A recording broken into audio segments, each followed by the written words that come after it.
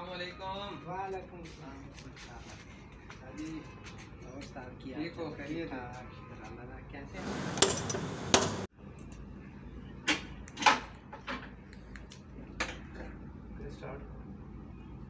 Start करो का उस्ताद मैं करूँगा थोड़ी देर जी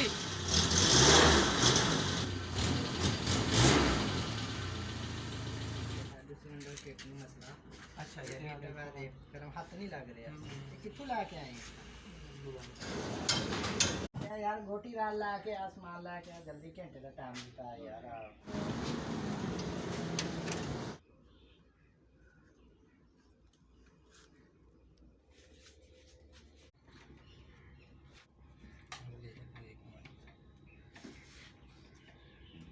सही हो गया ओके।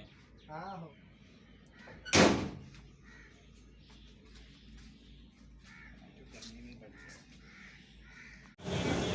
लो उस्ताद जी गड्डी ओके हो गई है ਤੁਹਾਡੇ हो गई जी। हाँ जी जी हो गई है ਤੇ ਉਸਤਾਦ ਜੀ ਆਪਣਾ ਬਿੱਲ ਕਿਤਨਾ ਹੋ ਗਿਆ?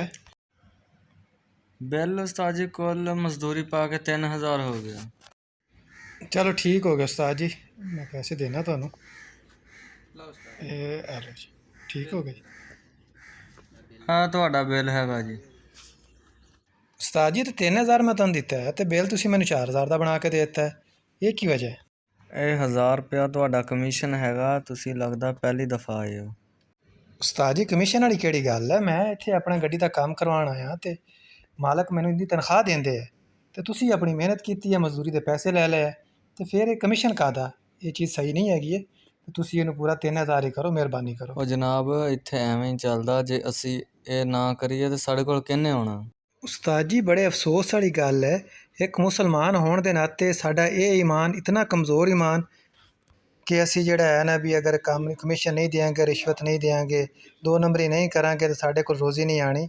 ਉਹ ਵੱਲਾ ਖੈਰ ਰਾਜ਼ਕੀਨ, ਉਹ ਹਰ ਇੱਕ ਨੂੰ ਰੋਜ਼ੀ ਦੇਣ ਵਾਲਾ ਹੈ ਤੇ ਸਾਡੇ ਹਿੱਸੇ ਦਾ ਰਿਜ਼ਕ ਸਾਨੂੰ ਜ਼ਰੂਰ ਮਿਲਣਾ ਹੈ। ਇਹ ਗੱਲ ਗਲਤ ਹੈ ਕਿ ਜਿਹੜਾ ਹੈ ਵੀ ਅਸੀਂ ਕਿਸੇ ਨੂੰ ਰਿਸ਼ਵਤ ਦਿਆਂਗੇ ਜਾਂ ਅਸੀਂ ਕਿਸੇ ਨੂੰ ਕਮਿਸ਼ਨ ਦਿਆਂਗੇ ਤਾਂ ਸਾਨੂੰ ਰਿਜ਼ਕ ਮਿਲੇਗਾ। ਇਹਨੂੰ ਸਾਨੂੰ ਐਸਾ ਨਹੀਂ ਕਰਨਾ ਚਾਹੀਦਾ, ਇਹ ਬਹੁਤ ਗਲਤ ਗੱਲ ਹੈ ਉਸਤਾਦ ਜੀ। ਹੈਗਾ ਜਨਾਬ, ਸਾਨੂੰ ਇਹ ਨਹੀਂ ਕਰਨਾ ਚਾਹੀਦਾ, ਗੱਲ ਸਮਝ ਆ ਗਈ ਆ ਸਾਡੇ, ਤੇ ਅਸੀਂ ਬਿੱਲ 3000 ਦਾ ਕਰ ਦਿੰਦੇ ਹਾਂ।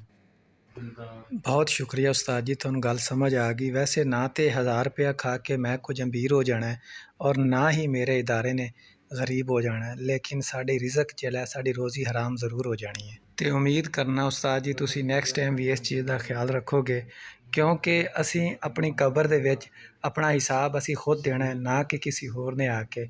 ਤੇ ਲਿਹਾਜ਼ਾ ਅਸੀਂ ਇਸ ਚੀਜ਼ ਦਾ ਬਿਲਕੁਲ ਇhtiyat ਕਰੀਏ, ਆਪਣੇ ਹਿੱਸੇ ਦਾ ਹੱਕ ਜ਼ਰੂਰ ਅਦਾ ਕਰੀਏ।